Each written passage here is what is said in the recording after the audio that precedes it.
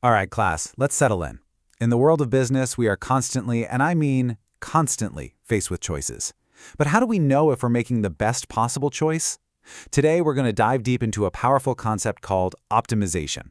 Think of it as a data-driven approach that can transform your decision-making from, well, an art form into a rigorous science. Let's break down exactly how it can give a business a serious competitive edge. Now, this is a question every future manager in this room needs to be asking. Every single day, businesses make thousands of decisions, often based on experience, maybe some intuition, and if you're lucky, some basic analysis. But think about it. Are you really setting the price that yields the absolute highest profit? Are your delivery routes the most efficient they can possibly be? Optimization gives us the mathematical certainty to move beyond just good enough and to find the single best answer. It's about ensuring that not $1 is left on the table. So, here is our roadmap for today's lecture. First, we're going to establish a solid definition of what business optimization truly is. Then we'll examine its three fundamental pillars: maximizing profit, minimizing cost, and optimizing resources. And finally, we will bring it all together with a very powerful model I like to call the optimization triangle. Let's begin. So, what is optimization at its very core? Well, it really represents a fundamental shift in how you approach business strategy. It is all about moving away from decisions based on gut feelings or simply what's been done before, and instead embracing a disciplined, mathematical framework to find the absolute best path forward. This right here, this definition is key. At its heart, optimization uses mathematical models to solve a very specific problem. Now, in academic terms, what you're doing is first defining an objective function. That's your single measurable goal, something like maximize profit or minimize shipping time. Then you have to identify your constraints. These are the real-world limitations you have to work within, like your factory's production capacity, your available budget, or your employees' weekly work hours. The optimization algorithm then sifts through all the possible solutions to find the one that best achieves your objective within those constraints. A very common mistake students make is defining the objective too broadly. You can't just tell a model to make the business better. You absolutely must have a quantifiable, measurable goal for the mathematics to work. Okay, let's move on to our first pillar. I always like to think of this as the offense of your business strategy. This is where you are actively, aggressively looking for ways to score, to increase your revenue, and to grow the business. And this is an incredibly crucial point. Profit maximization isn't just about expanding into new territories. It's about conducting an almost forensic analysis of your current operations. Let's take an example. Imagine you run a bakery that makes two products, cakes and bread. Now, your cakes have a high profit margin, let's say $20 each, but they take 2 hours to bake. Your bread has a lower margin, maybe $5 a loaf, but it's quick, only 30 minutes to bake. Given your limited oven space, that's a constraint, and your baker's total available hours, another constraint, what is the exact number of cakes and loaves of bread you should produce each day to achieve the maximum possible profit? That, right there, is a classic optimization problem.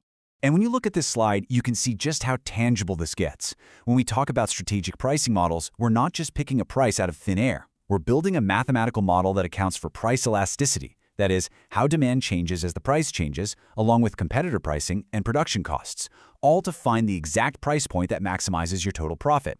It's a precise calculation, not a guess. So you see, these aren't abstract theories. They are specific, data-driven levers you can pull to directly boost your revenue. All right, now for the other side of that same coin. If maximizing profit is your offense, then minimizing cost is your defense. And any good coach will tell you, a strong defense is what protects your gains and keeps your entire operation healthy and resilient. Now, what I find really fascinating about this concept is its sheer power. For a lot of established companies, a 5% reduction in operating costs can have the same positive impact on the bottom line as a massive 30% increase in sales.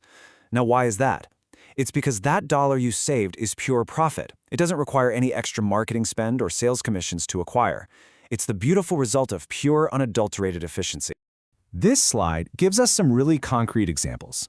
Let's focus on streamlining supply chains for a moment. This is a classic optimization problem, often called the vehicle routing problem. Think of a major delivery company. Their objective function is to minimize the total distance traveled by all their trucks. Their constraints are that every single package must be delivered, and each truck has a limited capacity for weight and volume. Finding the optimal routes is an incredibly complex mathematical challenge, but solving it can save millions of dollars in fuel and time. So here we have it laid out, offense and defense. One is focused on driving growth, the other on protecting your margins. But what's absolutely crucial for you to understand is the inherent tension that exists between them. For instance, offering guaranteed next-day shipping might maximize your revenue because customers love it, but it could dramatically increase your logistics costs.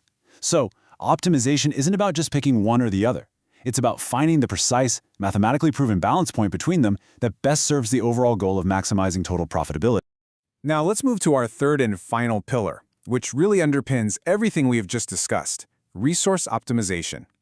If maximizing profit is your destination and minimizing cost is your shield, then optimizing your resources is the engine that powers the entire journey. This is arguably the most fundamental pillar of them all. Why? Because your resources, your people, your capital, your equipment, these are the primary constraints that we talked about earlier in our mathematical models. How you allocate these finite resources directly determines the efficiency of your cost structure and the ultimate potential of your revenue strategies. Wasting resources is like punching a hole in your own fuel tank. So how is this actually done in practice? Well, it follows a very clear, logical flow, just like you see here on the slide. You start by taking a full inventory. You ask, what are my available resources? Be specific: staff hours, budget, machine time. Then you ask, what are my non-negotiable objectives? Things like production quotas or project deadlines.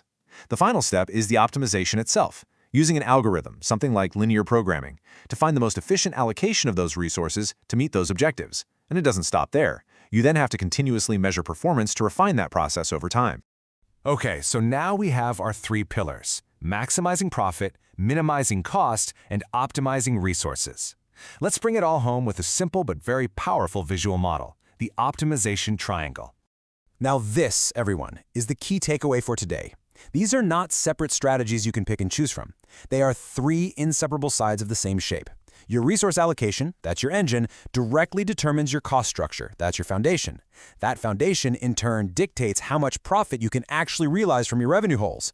You simply cannot maximize profit if your costs are out of control, and you can't control your costs if your resources are being wasted. They are completely, totally interdependent. And that quote really says it all, doesn't it? The ultimate goal isn't to be perfect in just one area at the expense of the others. The goal is to create a strong, balanced system where your ambitions, your profits, are supported by your efficiency, your costs, and powered by your capabilities, your resources.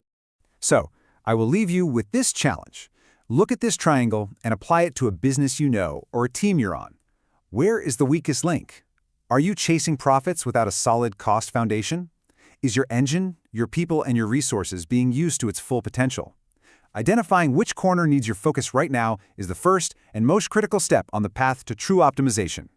Thanks for joining us on The Explainer.